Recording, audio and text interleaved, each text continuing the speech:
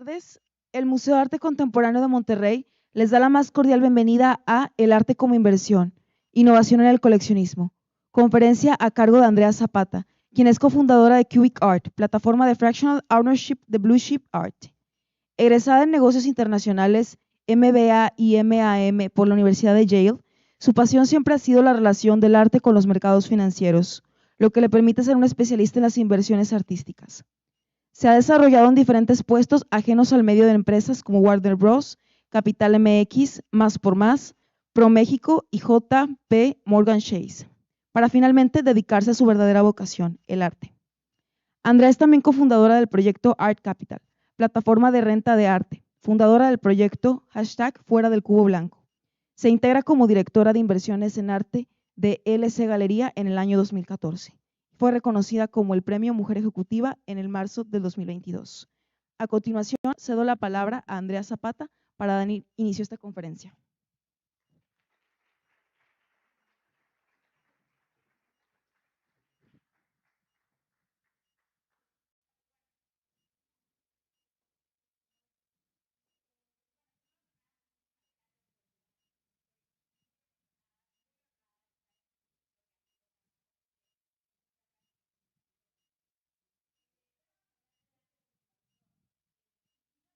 Generalmente en tres temas, ¿no?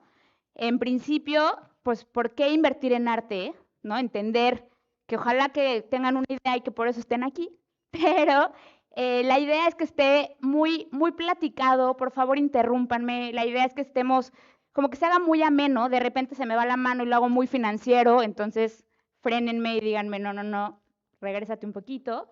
Vamos a hablar también de cuáles son las tendencias del mercado, ¿no? Hacer un análisis de hacia dónde va este mercado tan maravilloso del arte.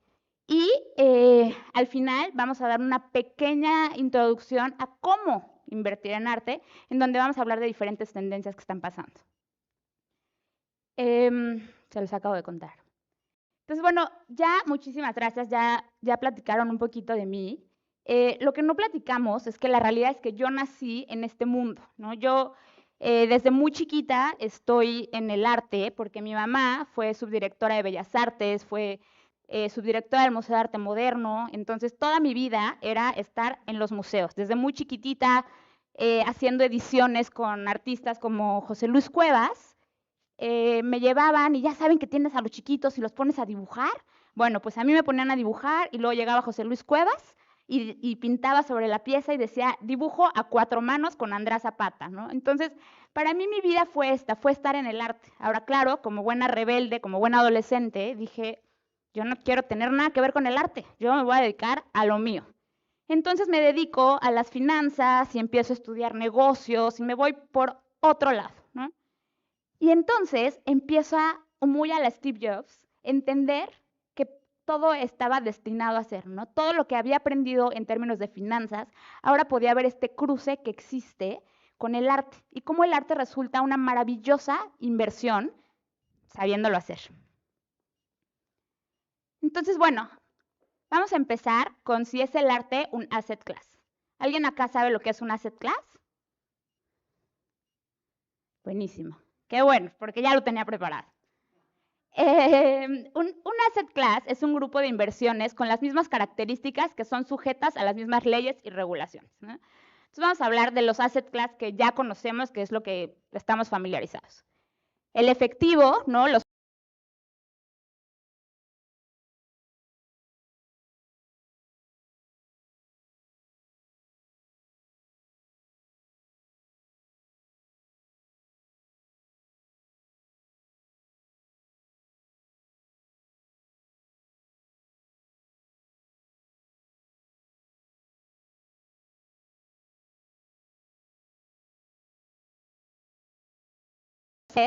que en la línea roja está el índice S&P 500. El S&P 500, para los que no lo conocen, es un índice que marca cuáles son las 500 empresas más seguras para las que invertir. O sea, cuando nosotros vamos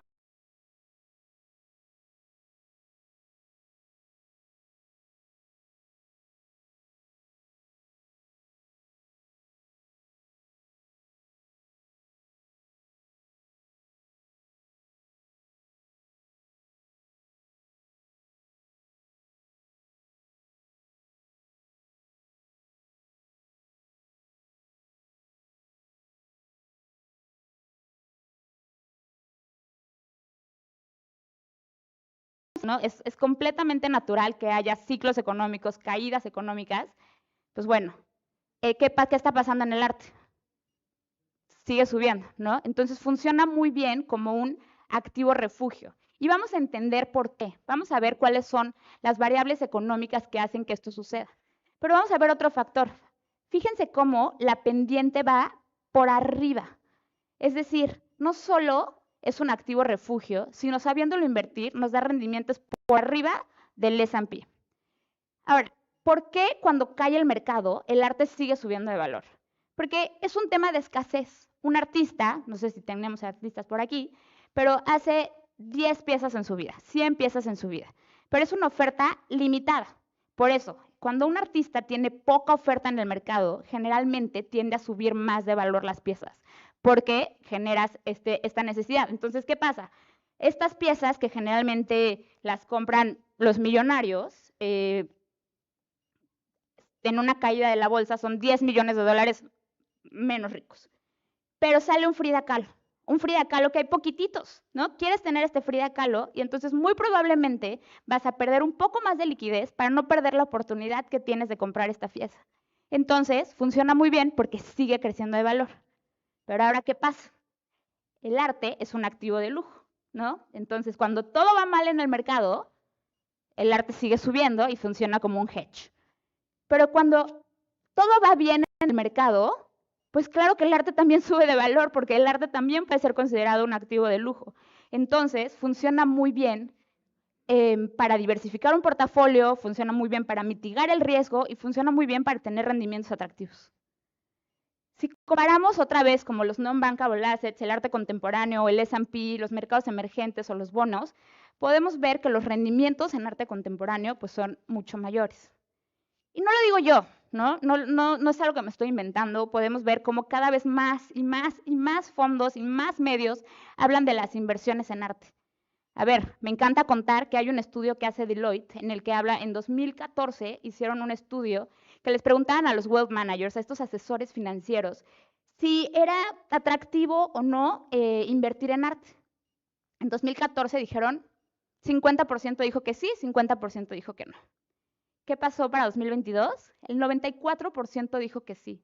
Hay mucho mayor conocimiento de las inversiones en arte y de los beneficios que tienen.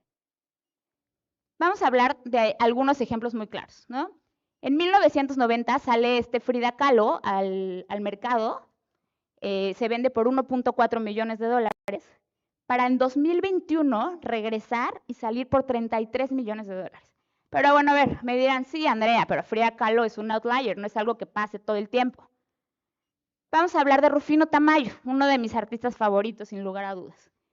Esta pieza tenía un estimado, cuando compras en subasta, las casas de subasta te hacen la chamba y te evalúan la pieza con un estimado chiquito y un estimado alto para que sepas que si compras en medio o si compras por abajo, pues hiciste un buen deal, considerando que ya que levantaste la mano muy emocionado porque ya pujaste, vas a tener un 25% adicional de lo que acabas de pujar. Pero lo interesante acá es que en esta evaluación se vendió en 721 y regresa al mercado 3.18 veces en 20 años, ¿no? Se vende en 2.29 millones de dólares. Pasa mucho con Botero. Botero es un artista que me preguntan muchísimo, pues porque recién falleció desafortunadamente. Y claro, en 2016 fue subastada por 1.84 millones, para en 2022 regresar a 4.3, es decir, 2.33 veces su valor en 6 años. Y bueno, tenemos muchos ejemplos de este tipo, ¿no? Acá les dejo más ejemplos, Diego Rivera, pero la idea es entender por qué está pasando esto, por qué suben de valor, por qué las piezas se quedan. Y bueno, antes de empezar la plática platicamos de, sí, a ver, yo tengo mis piezas, es una inversión, pero no las vendo. Claro, la idea es no venderlas, la idea es que, la verdad es que ni siquiera es un activo líquido, no es como si me das las piezas, te las voy a vender en un segundo. Si hay un gran pero en las inversiones en arte, diría que es esa, la falta de liquidez. Sin embargo, sabes que lo que tienes colgado en tu pared sigue subiendo de valor de mes a mes. Entonces, qué delicia que un activo que es tan maravilloso, y sí quiero hacer, y lo voy a platicar y lo voy a decir constantemente, el arte lo compramos para disfrutarlo. El arte lo compramos porque es algo que nos llena el alma, porque queremos ver la representación de lo que está pasando en ese momento en la historia, de las emociones, porque nos hace sentir. Pero si podemos tener eso y además una inversión, ¿no? Un cheque al portador, me decían por allí, pues qué maravilla. Les platicaba ya de esta gráfica de activo refugio y les platico también este tema de escasez, ¿no? Hablando ya como con una gráfica en forma, ¿qué está pasando? Pues es un activo del que no hay mucha ni gran oferta, la demanda con el tiempo sigue subiendo de valor y por supuesto la oferta pues se baja. Y claro que funciona muy bien como diversificación de portafolio. Las grandes fortunas se dividen generalmente, lo que recomiendan los asesores en finanzas, es invertir entre un 11 y un 50% del portafolio en arte. A ver, tampoco les voy a decir que lo inviertan todo, o sí, pero conmigo. Ahora sí, ¿hasta aquí tenemos alguna duda? Venga, vamos a hablar de las tendencias del mercado. ¿Qué es lo que está pasando en el mercado? Bueno, las tenemos aquí divididas en las tendencias de arte y las tendencias financieras. Entonces, ¿qué está pasando? Primero hay un punto importantísimo que es la globalización. ¿Y qué está pasando con la globalización? Pues bueno, redes sociales, y qué tal que volteo a ver a mi audiencia súper joven, pero las redes sociales nos están ayudando muchísimo a tener visibilidad de muchos artistas que no conocíamos. Ahora, hay que analizar, y lo vamos a ver más adelante, cuáles de estos tienen un potencial de crecimiento a nivel inversión, pero lo que sí es verdad es que hay una globalización importantísima y una democratización de lo que vamos a hablar mucho en esta plática, ¿no? O sea, ya el arte ya no solo es para un sector chiquitito de la población. Cada vez hay más transparencia y regulaciones, por ejemplo, los Art Advisors en Estados Unidos, y espero que lo podamos hacer aquí en México también, tienes como un deber fiduciario, no ganas doble, no es como si tienes un cliente que quiere vender su colección y tienes un cliente que quiere comprar esa colección, que le cobres un poquito para acá y un poquito por acá, sino hay una transparencia absoluta de una sola comisión y entonces se hace un mercado muchísimo más justo. Por supuesto, la tokenización de activos, que va desde lo que hacemos en Cubic, que es hacer arte fraccionado y vender pedacitos de los que hablaremos más adelante, pero también, por supuesto, de los NFTs, ¿no? Esta tendencia que ha generado muchísimas dudas, pero que ha crecido, ha bajado y que, por supuesto, estamos en un momento muy temprano del mismo. Y bueno, si nos vamos a la parte de finanzas, podemos ver que hay una nueva generación de Ultra Net High Net Worth Individuals, que ya parte de los portafolios incluyen una parte importante en el portafolio de arte, que cada vez hay más estrategias del gobierno para justo este tema del coleccionismo y, por supuesto, ver el arte como un asset class. Vamos a analizar un poquito más a fondo las financieras porque es lo que les traje en esta plática. Pero entonces fíjense cómo se dividen las estrategias de los Wealth Management Services en arte, ¿no? Entonces lo podemos dividir en 4 y no voy a ahondar en la gráfica. Si a alguien le interesa esta parte, por favor tomen foto o les platico con toda calma. Pero la parte de acumulación de la riqueza es muy importante. ¿Por qué? Porque estamos creciendo la colección y entonces, claro que estamos acumulando y el arte como inversión. Existen ya cada vez más fondos de arte en los que se genera un pool, ¿no? Unos 10 millones de dólares y entonces se compra grandes piezas y entonces se divide, ¿no? Se vende, se hace una serie de cosas en función de la colección y se vende para darle rendimiento a los coleccionistas. Tenemos el tema de los stock del art business, el private equity startups, en fin. Pero luego tenemos también esta parte del transferring wealth, ¿no? Todo este tema de filantropía. Tenemos la parte de la protección de wealth, ¿no? Entonces ver todo este tema de los art advisors que ya les platicaba, la evaluación, la consolidación de los activos, los seguros, el reporte, etcétera. Y por supuesto la última parte en la que ahora sí hacemos líquida la inversión.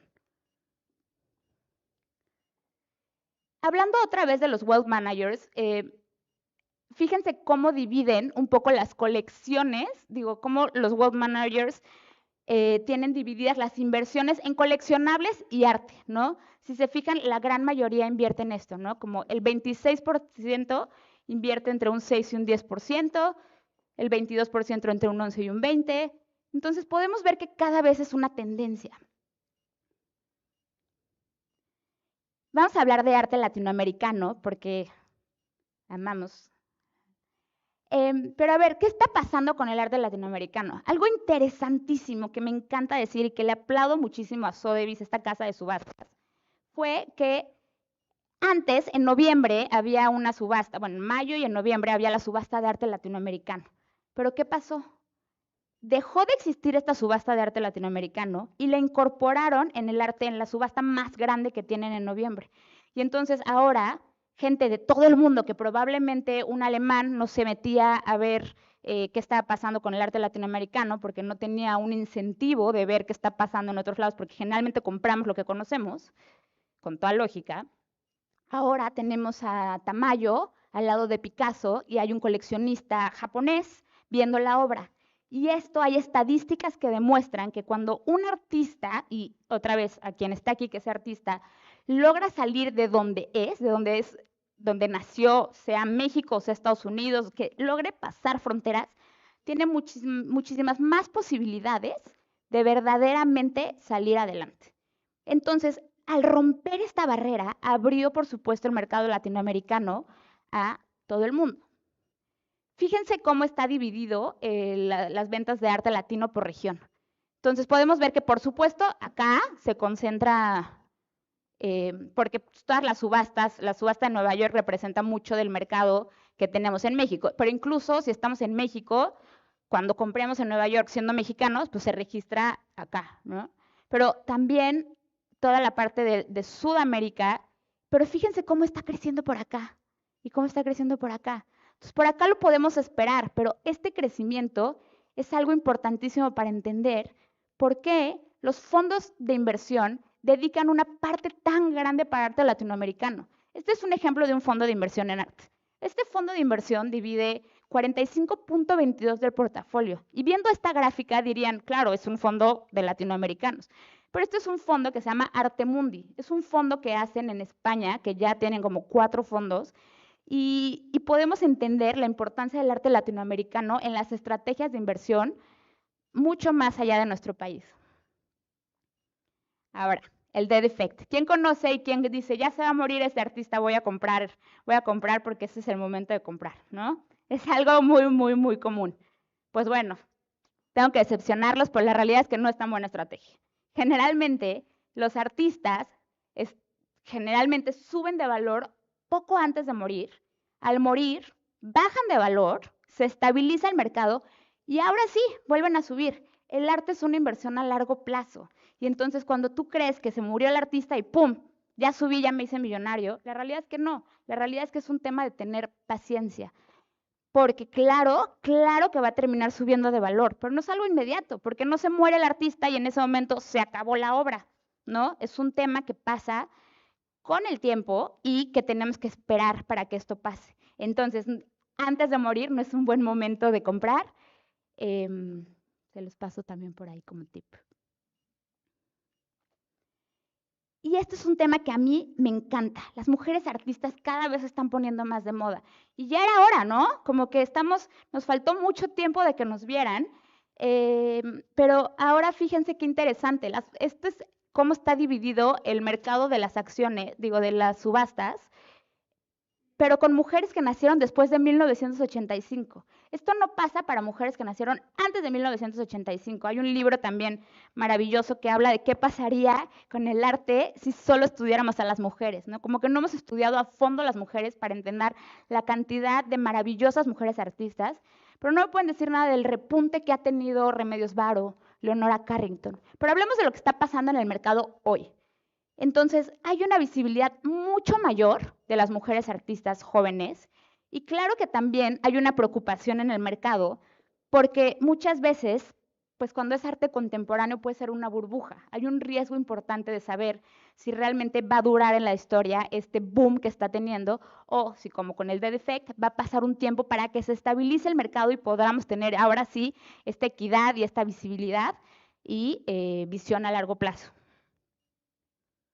Pero bueno, no deja de ser interesantísimo estas curvas tan importantes y tan radicales que muchas veces sí se convierten en burbujas. Y que tristemente además es una realidad que de repente un artista sube de valor, ¿no? Se dispara, en subasta se vende por millones de dólares y luego cae. Y como artista es muy difícil levantarte de eso. Y en el mercado también lo es. Entonces es una realidad dura que hay que aprender a manejar y entender que cuando invertimos en arte hay que entender dos factores muy importantes. Uno, en qué colecciones está el artista, y lo vamos a platicar, pero ¿cuál es la historia del artista? ¿Qué justifica los precios que me está vendiendo o el estudio o la galería o el dealer? ¿Qué es? Algo que vaya más allá de, pues es lo que están pagando. Si lo están pagando es que hay demanda y si lo están demandando justifica el precio. La realidad es que no. Si esa es la única razón que tenemos para justificar el precio, muchas veces eso se convierte en una burbuja, porque entonces al pasar de generación, claro,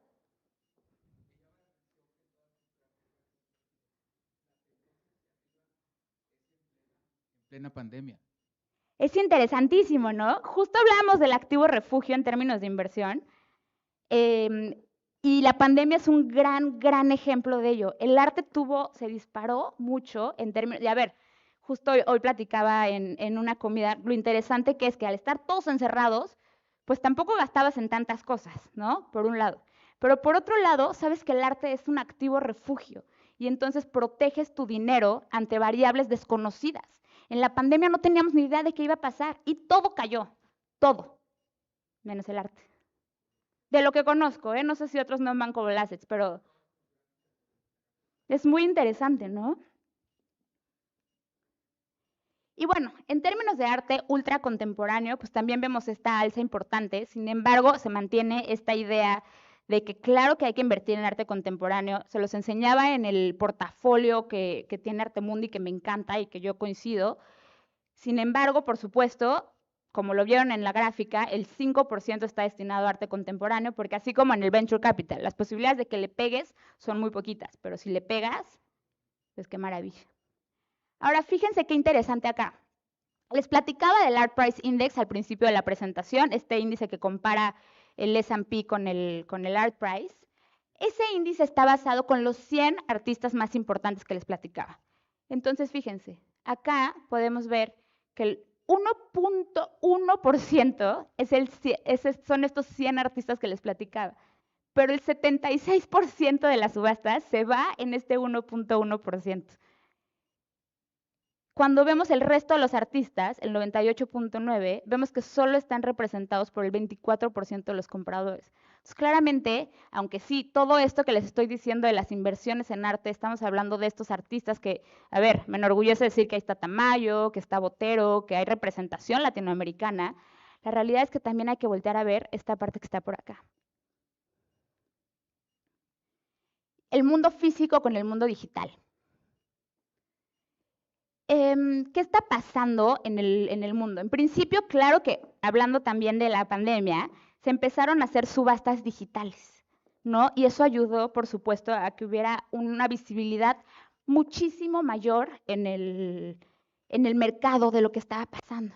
También las galerías, incluida la mía, empezamos a tener una tienda en línea. Y en esta tienda en línea, pues empezaron a crecer muchas más ventas. Artsy, que son programas que seguramente conocen, también nos ayudan a tener una mayor visibilidad. Y salieron empresas como esta, como Masterworks. Masterworks se volvió una empresa unicorn que está valuada en billones de dólares y lo que hacen es justo eso, comprar arte físico y hacer una especie de fondo de inversión, pero pieza por pieza. Tú decides en qué pieza vas a comprar y compras acciones o fracciones de la misma. Nosotros hicimos el símil Cubic aquí en México. Entonces, lo que hacemos y cómo funciona esta nueva tendencia que busca democratizar las inversiones en arte, porque les hablaba de cómo estamos, pues bueno, cuántas personas son capaces y tienen la capacidad de compra de tener acceso a estos artistas blue chip que sabemos que tienen estos rendimientos espectaculares. Son muy pocos. Entonces, la idea es democratizarlo, tener acceso a estas inversiones en arte para todos. Y no solo por la importancia de la inversión, sino también por la parte emocional de decir, híjole, ya soy dueño de un cachito de un Andy Warhol, o ya soy dueño de este Banksy, que a ver, es completamente aleatorio. La idea es que lo compramos y luego lo vamos a vender en un periodo de 3 a 5 años, pero te decimos qué pedacito te tocó. Y por supuesto que mi mamá no me perdona que en el Banksy le tocaron puros blancos. Pero bueno, la realidad es que es un tema completamente aleatorio. Cómo funciona es que compras fracciones, ¿no? Tienes un pedacito, revisas cómo va subiendo y como cualquier empresa financiera tienes reportes que te dicen cómo va subiendo tu inversión y en un periodo de 2 a 3 años vas viendo qué está pasando. Pero así como Cubic, está Mintus y está Masterworks, están cada vez más y más empresas que están buscando aprovechar la tecnología que existe para el arte. Y por supuesto la evaluación, que es un tema muy interesante a analizar. Ahora sí, ¿cómo podemos invertir en arte? Primero hay que definir nuestras motivaciones. ¿Qué quiero decir esto? Cuando tú compras una pieza, despiertas una adrenalina, ¿no? Puede ser que tu verdadera motivación sea la adrenalina que te despierta tener una colección.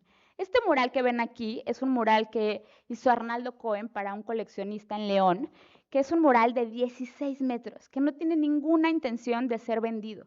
Es una pieza que tiene en un espacio que es un estacionamiento que para mí es algo muy nuevo, no sé si acá por acá les parece muy común, pero tiene su colección de coches con unos elevadores que suben, ¿no? Y entonces está ahí viendo su colección de coches con este mural de fondo y pone una mesita y se pone a disfrutar, ¿no? Y eso, esa adrenalina, es una, por supuesto, maravillosa razón para comprar arte. Pero también puede ser que la inversión sea meramente tener rendimientos atractivos. Hay paraísos fiscales llenos de arte. El 80% del arte que existe, el 80% está guardado en bodegas. Y acá no me dejarán mentir, porque hay paredes que son limitadas, ¿no? Los bodegas, los museos. Y estas personas que están buscando solo los rendimientos, al momento de importar la pieza, pues pierdes muchísimo dinero. Entonces las dejan ahí en paraísos fiscales y las transacciones se hacen meramente en estos espacios, porque lo único que buscan es tener el dinero. Qué triste, eso sí, ¿no? Tener el arte tan maravilloso guardado. Pero eso será otra plática. Estos son mis hijos. Y los pongo acá para presumirles a mis bebés, pero también para contarles la importancia del patrimonio, ¿no? Entonces, por supuesto que cuando hacemos una inversión, siempre pensamos en qué les vamos a heredar o no, ¿no? Esta será discusión con mi marido, las herencias, pero sí la realidad es que sí queremos hacer un patrimonio para ellos. Y el arte, sin lugar a dudas, es un patrimonio y es una maravillosa razón para empezar a invertir. Acá les pongo ahora sí con estadísticas, porque me encantan los números, por qué la gente compra arte en general, ¿no? Entonces, el 71% sí lo hace por pasión, pero fíjense cómo este número cada vez va subiendo, ¿no? Cosas que tienen que ver con la relación del portafolio. Y por supuesto la parte de presumir, que esa no se las puse, pero por supuesto que hay mucha gente que compra arte nada más para que llegues a la sala y digas, mira que tengo por acá, y que también se vale. Ahora, sí, perfecto, Andrea, ya te escogí el Frida Kahlo. ¿Y ahora qué? ¿No? Hay que definir un presupuesto. Esto me encanta porque me ha pasado muchas veces en la galería que llegan y me dicen, a ver, les voy a contar una anécdota real. Llegó un cliente que ahora es muy amigo, pero en ese momento llega y nos dice, oye, compré un Rafael Coronel. Compré este Rafael Coronel, lo compré por $20,000. Rafael Coronel en ese momento estaba en $47,000. Compré una ganga. Tú me estabas queriendo ver la cara. Y entonces te das cuenta que dices, oye, qué maravilloso. Y me dice, vengo por un certificado de autenticidad, porque nosotros certificamos a Rafael. Y entonces le decimos, claro que sí, te damos tu certificado. Qué maravilla que encontraste esta ganga. Es un giglé, es una edición, es una pieza que no es una pieza única. Entonces, claro, al final le vieron la cara a este pobre hombre que ganó y persiguió y al final todo se resolvió y compró su Rafael Coronel. Pero cuando las cosas son demasiado buenas para ser verdad, es que generalmente lo son, ¿no? Entender que hay que hacer nuestra tarea y entender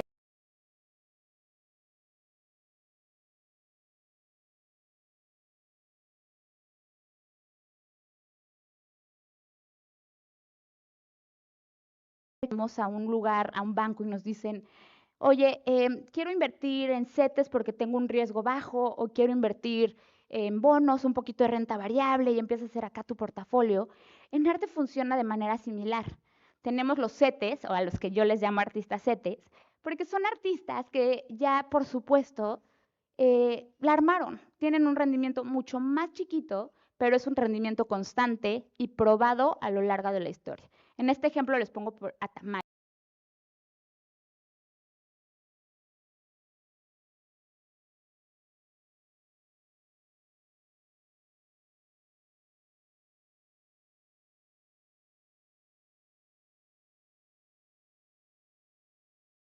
Artista que vive, que todavía está creando obra. Sin embargo, cuando analizamos al artista, podemos ver que es un artista que ya está en las colecciones más importantes, ¿no?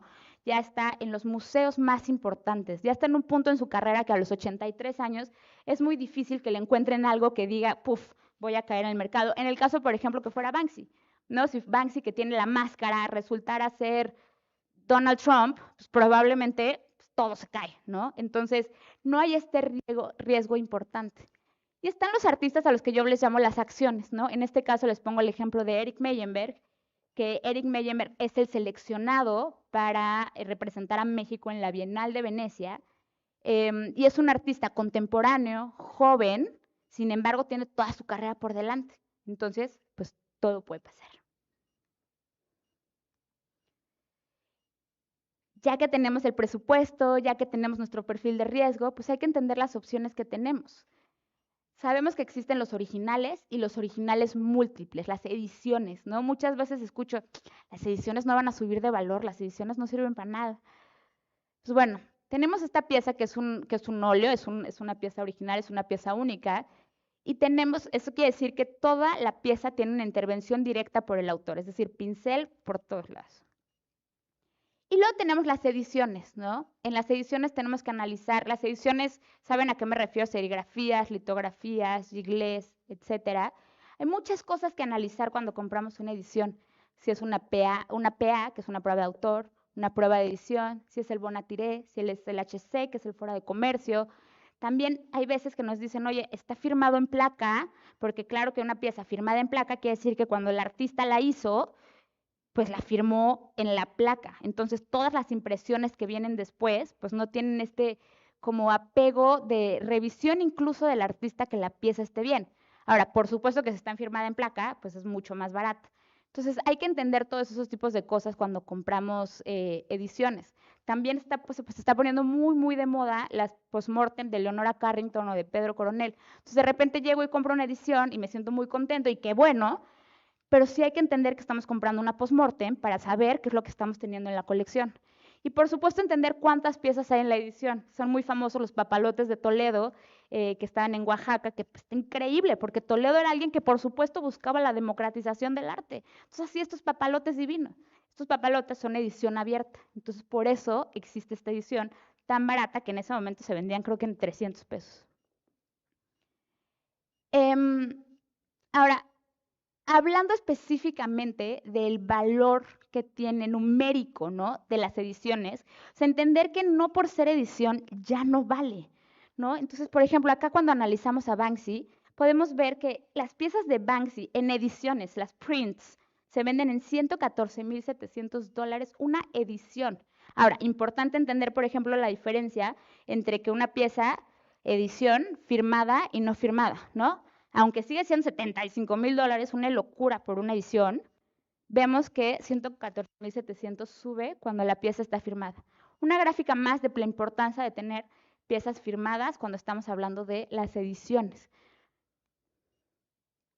Y ahora sí, entender que no por ser edición no va a subir de valor. Sí es una realidad que se va a tardar más. Y por eso, en este caso, en esta pieza de Tamayo, esta pieza está evaluada en $6,000 a $8,000 y en la siguiente subasta se vende en $15,000 con un estimado de 12 a 18. Entonces, por supuesto que las ediciones suben de valor, por supuesto que es una buena inversión.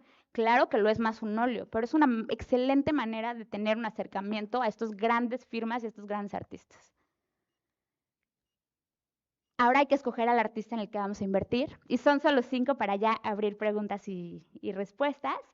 Pero entender que muchas veces, y me pasa muy seguido en la galería, ¿qué está pasando, Andrea? Oye, Andrea, vengo a comprar artistas oaxaqueños.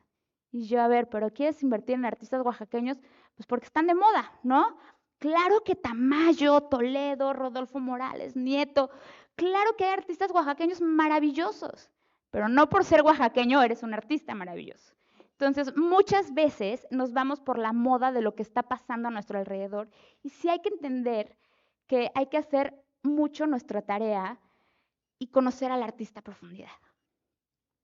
Como Rufino Tamayo, ¿no? Entender pues quién era, en qué colecciones está, esto que les platicaba que ya está en estas subastas, que se compara con otros artistas de talla internacional, pero no solo eso, que cuando estamos en el MoMA vemos todo el cuartito de Tamayo y que cuando estamos en una subasta me tocó pujar contra perdí y me lo ganó un museo en Alemania y esas cosas son maravillosas porque como les decía, estadísticamente entre más en el mundo estén nuestros artistas es muchísimo mejor. Esta es una pieza de Tamayo que se vendió ya en $7.2 millones en 2008. Ahora, claro que hay volatilidad así como hay volatilidad en la bolsa y hay momentos interesantes en los que hay que comprar y hay momentos en los que tal vez es momento de esperar. Y lo mismo pasa con Tamayo y hasta acá estamos actualizadas en 2023, que tiene como esta caída importante para entonces empezar a subir. ¿Sí?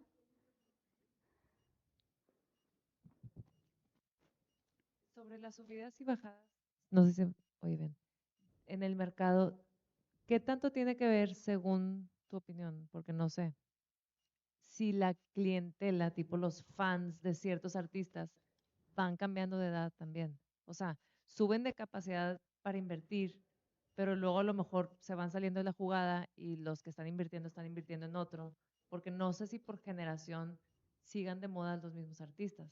Hay unos que sí traspasan generaciones y otros no.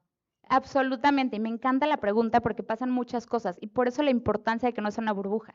Si inviertes en un artista que no tiene un respaldo de estar en museos como este o que no tenga un respaldo importante, solamente fue una moda de la época de nuestros papás. Pasa mucho, por ejemplo, en la Escuela Mexicana de Pintura, ¿no? Con estos artistas que generalmente invertían la gente mayor y de repente algunos pasaron a la historia y otros no, a pesar de que en ese momento estuvieran muy de moda. La única realidad es cuántas publicaciones tuvo, en qué museos está, porque entonces se vuelve una perpetuidad. Tú hoy vas a los museos y sigues viendo estas colecciones, entonces se mantienen vigentes, porque justo están en estas colecciones y ya marcaron el paso de la historia.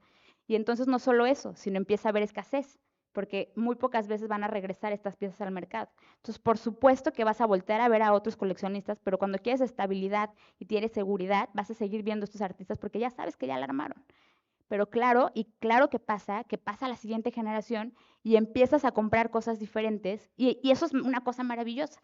Pero además pasa porque ya, además de que cambian los gustos, por supuesto, ya no hay piezas. Entonces, por ejemplo, Frida Kahlo ya se fue a una locura, Diego Rivera a una locura, Siqueiros por otras razones no le ha pasado tanto, pero ¿qué pasa con los coleccionistas? Ya no les alcanza, porque pues, o sea, una cosa es comprar una pieza de $500,000 y otra de $7 millones. Entonces voltean a ver a la siguiente generación, que en este caso, después de la Escuela Mexicana de Pintura, una generación que está creciendo mucho es la ruptura.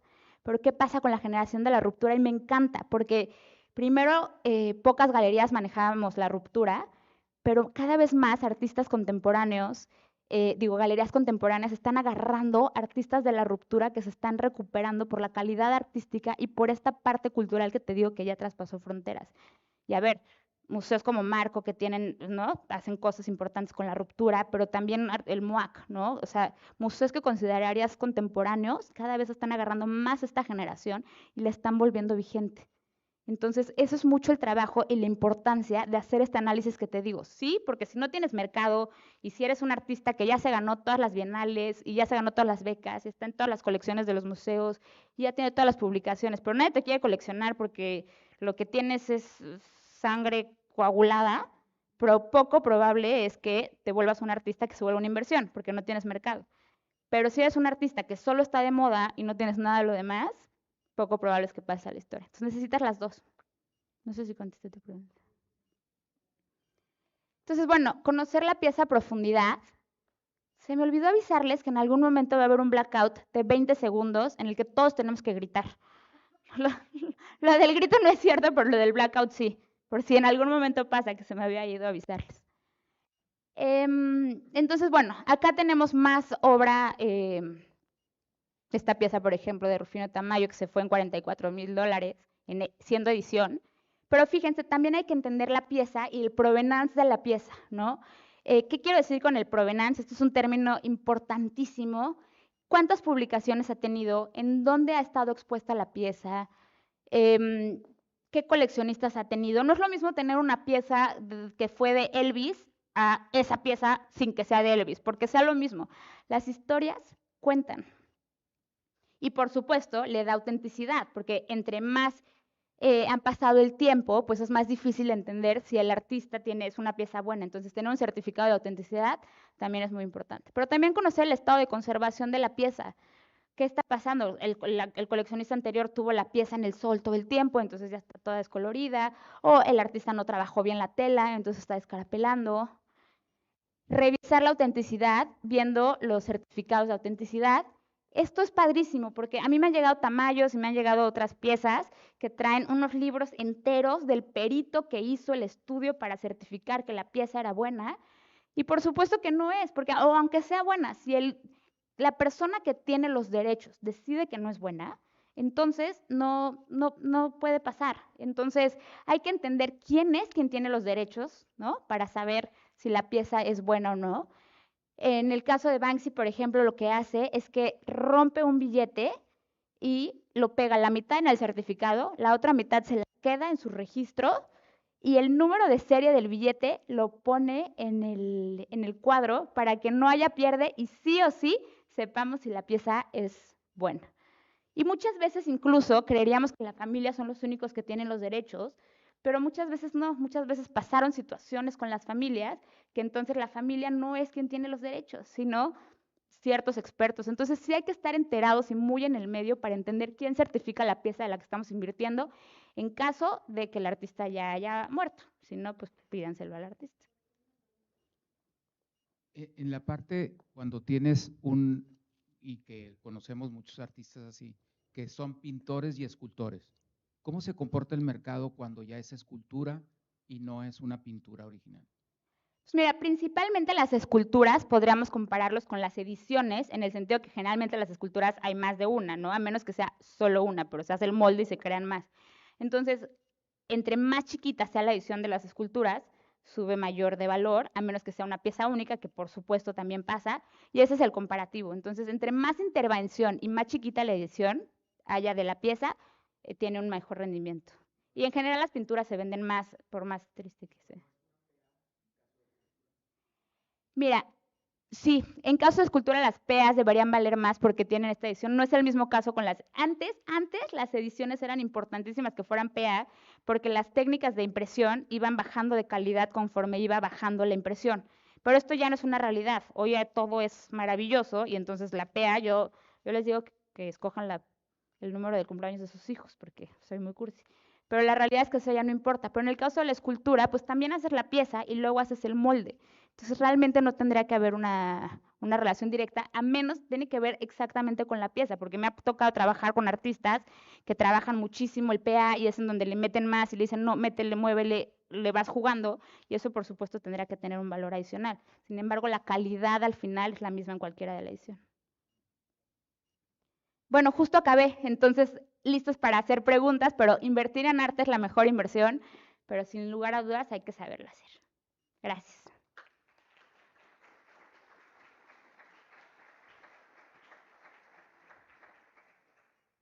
Esos artistas que mencionabas como acciones, donde es un artista que tiene todo su carrera por delante, ¿cuáles para ti son los principales indicadores para decir tiene futuro?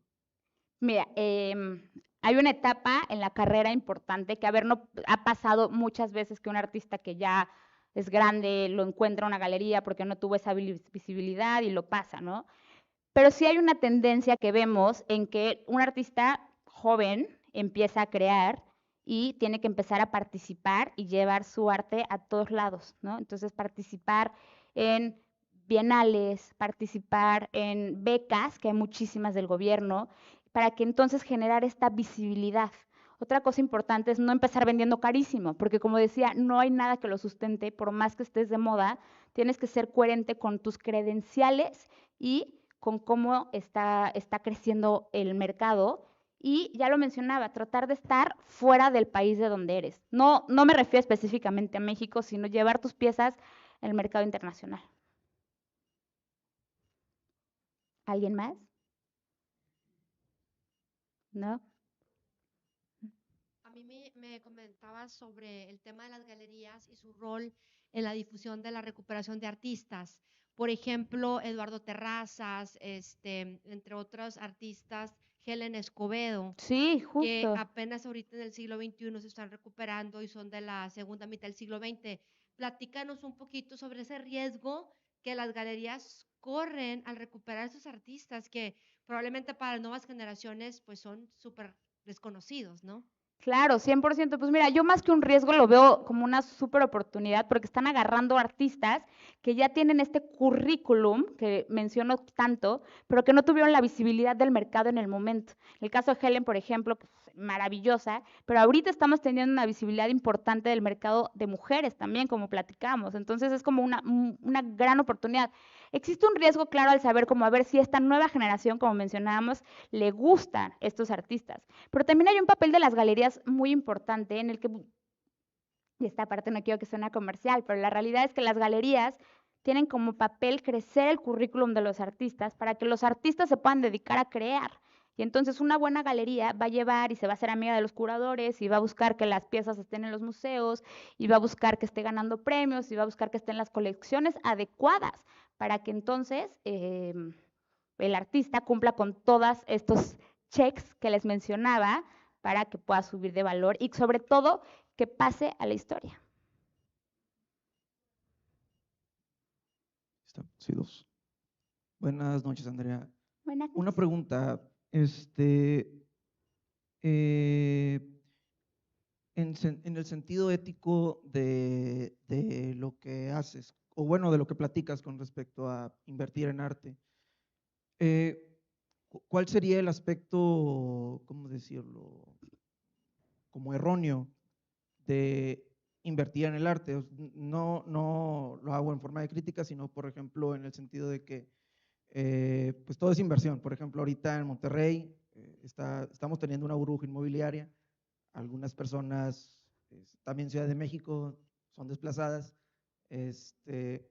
Pero, ¿cuál sería el problema, por ejemplo, en que la gente invierta en arte, pero que esa inversión nunca se les regrese? O que sean, por ejemplo, estafados. ¿O que sean qué, perdón? Estafados. Ah, bueno, a ver, de que sean estafados depende en quién te acerques, ¿no? O sea, depende quién te vendió la pieza. Un poco lo que les platicaba de si es it's too good to be true, si las cosas son demasiado buenas para ser verdad. Pasa muchísimo que llegan y te dicen, oye, encontré esta pieza en la bodega de mi abuelo que estaba encerrada, que sí ha pasado, pero es poco probable. Entonces, si te acercas a un profesional, galerías que tengan más de 5 años es el promedio importante. O sea, la galería que nosotros tenemos tiene 24 años, pero en general 5 años es un buen promedio para entender que ya tienen conocimiento del mercado si te quieres acercar a una galería para evitar ser estafado. En el caso de un dealer, que alguien se te acerque a ofrecer la pieza, pues sí como que hacer ese análisis que te decía y hacer tu investigación de quién es el artista en el que estás invirtiendo. Y en caso de que no veas líquida tu inversión porque no la vendas, depende. Si estás hablando de Cubic, pues bueno, tienes un contrato que te protege para que eso no pase. No sé si respondí tu pregunta. Más o menos. Podemos hacer un one-on-one si quieres al final de la plática.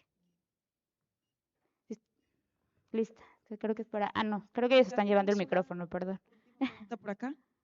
Pero acá seguimos después. Ay, hola. Muchas gracias. Buenas noches. Buenas noches. Tengo una pregunta. Ahora, hablabas de las mujeres. Es que hay un artista que me llama mucho la atención su obra. Pero también me dicen, es que hay que verificar la galería que la represente. Pero tiene un modelo, por decirlo así, modelo de negocio muy distinto. Ella no tiene galería, vende directo Entonces, digo, por ejemplo, Tesla hace lo mismo. Tesla ya no tiene agencias. Tesla, tú puedes comprar un Tesla directo. Entonces, ella te vende directo la obra, ella misma se administra, está en Dubái, se asocia pero con marcas, McLaren, o sea, marcas también de prestigio. Entonces, digo, me encanta la obra, es algo, si está elevado el precio, puedo comprar artistas mucho más reconocidos por ese mismo precio, pero me encanta su obra y cómo lo hace. Pero ¿cómo puedo evaluar yo eso? O sea, porque también quiero, o sea, obviamente me gusta, 71% tú decías que te guste, la adrenalina y todo eso, pero al mismo tiempo digo, bueno, quiero conservar algo de valor. No sé qué recomendación o qué opinas de esto que está haciendo este artista. A ver, voy a pedir ayuda de traducción porque tengo un problema de audición. Sí, no entendí. Sí, cuéntame. Es que, ¿o me lo puedes repetir sin el micrófono en resumen? Perdóname, es que no, se me distorsionó todo. ¿Qué? Gracias, sí, perdóname, es que escucho medio mal.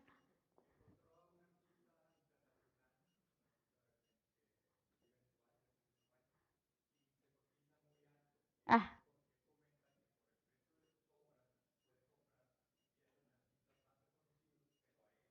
¿te gusta esta artista? Ah, bueno.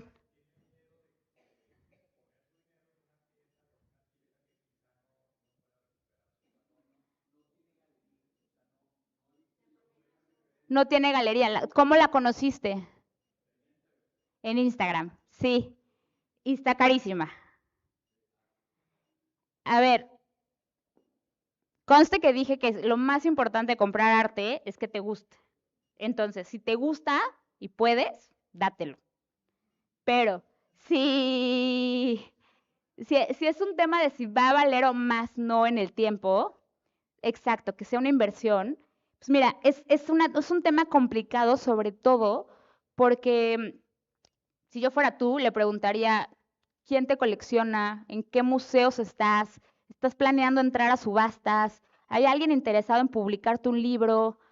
¿Cuántos años tienes para entender si lo que estás? Porque lo que estoy entendiendo es que es un artista muy popular, con un mercado espectacular y que entonces quiere justificar sus precios porque hay gente que lo está pagando. El problema es cuando tú quieras después vender esa pieza y como me preguntaban aquí al principio, los gustos ya cambiaron, no hay nada que respalde ese precio y probablemente en ese momento vayas a tener que vender por debajo del precio en lo que lo compraste. Entonces, si no tiene algo que respalde ese precio, es muy difícil que lo puedas revender en algún momento. Pero como dije, si puedes y te gusta, eso es lo importante. Así, por favor, creo mejor como me lo... Ah, sí, tú ibas esperando. Hola, sí, mi pregunta iba un poco por los dos compañeros de aquel lado, como cuáles son los criterios que consideras para que el artista tenga esta credibilidad al momento de, aunque no forme parte de una colección o tenga una galería, pues tiene legitimación y valor ante el mercado que propones. Mucho lo que te decía, que participen en becas y, o sea, entre más estés como, hay muchísimos concursos de arte, no tienes que estar con una galería, si estás participando en concursos que tengan visibilidad, es suficiente. Digo, al principio de la carrera es Justo, suficiente. ¿cómo mides eso? O sea, ¿cómo dices de que, ok, si ya estuvo en 5 bienales, ya cuesta 15% más? O sea, va, Sí, por decir. sí, es un buen promedio, va dependiendo. Sí, los precios los dictamina el mercado. Entonces, a ver, hoy vales, si un artista joven debería estar como en 30,000 pesos, ¿no? Digamos. Y entonces te fuiste a la Bienal, ¿no? La Bienal de FEMSA, ¿no? Y entonces ya puedes decir, oye, ya estoy un 20% arriba. Y vas viendo si te lo van comprando. Si tienes... Pero son valores estándar que ya tienen como galeristas o cómo lo tabulan, porque siempre a todo el mundo que le pregunto como que usa valores bien subjetivos y como que ya que lo relacionas más con la bolsa y todo eso, pues pienso que debe haber como tabuladores estándar de, por ejemplo, tengo una amiga que es igual, escultora, para mí vale mucho, pero igual, o sea, ante el mercado no vale nada, aunque, porque es nueva, ¿no? O Claro. sea, es como que también entra la subjetividad, ¿no? Claro, pero aquí entra un poco lo que estamos platicando allá. Si hay gente que te gusta, o sea, como artista joven necesitas buscar que la gente te vea, ¿no? ¿Y cómo logras que te vean? Pues participando en la mayor cantidad de exposiciones. Esas exposiciones generan currículum y ese currículum abola a los precios que tienes. Es un poco una relación directa. No te puedo decir que hay como un checkpoint. Nosotros en la galería cuando aceptamos un concurso nuevo, pues tenemos como un consejo, ¿no? Que está, pues estamos nosotras dos, ¿no? Las dos directoras, y está un coleccionista y está un artista, y hacemos una evaluación como si fuera una especie de jurado.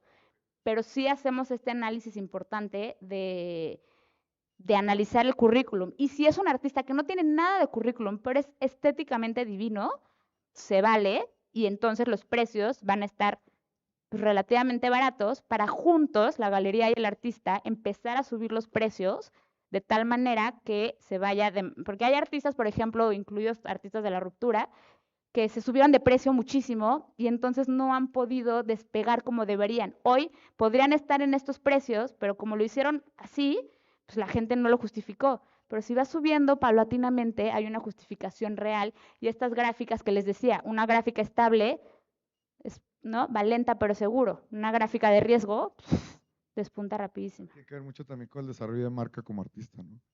Sí, también, 100%. Que esa es la chamba de las galerías.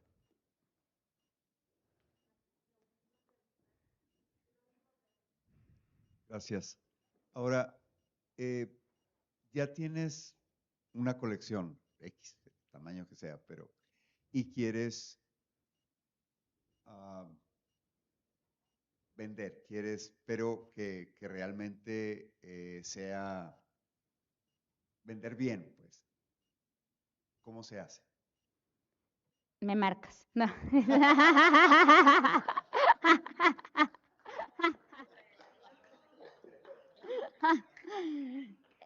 Si quieres platicamos, pero hay muchas maneras en lo que lo puedes hacer. Hay que evaluar la colección, hay que entender si, o sea, generalmente cuando quieres vender, y prometo no hacerla muy larga, pero generalmente cuando quieres vender primero en corto, la verdad, a tu gente alrededor para evitar pagar comisiones. Luego quieres dárselo a una galería o a un art dealer. Y generalmente tu último recurso son las casas de subasta, porque yo no coincido con esto, pero muchas veces cuando la pieza ya salió en subasta, se dice que ya se corrió si no se vendió. Y luego a la gente no le gusta eso. Yo la verdad veo la calidad iconográfica y pictórica igual si se vendió o no se vendió en subasta, pero el mercado no lo recibe tan bien. Listo. Muchísimas gracias a todos por estar aquí, aguantarse hasta el final.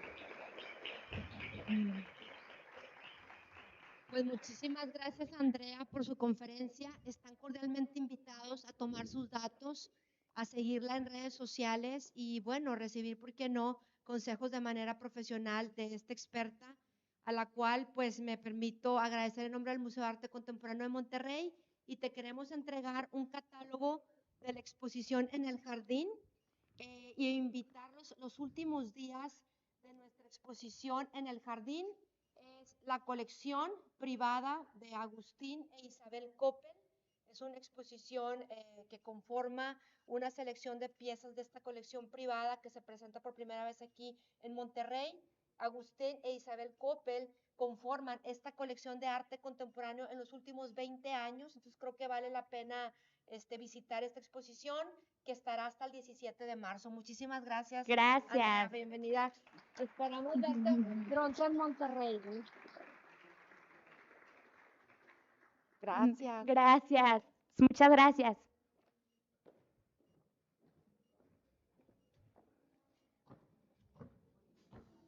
¿Sí?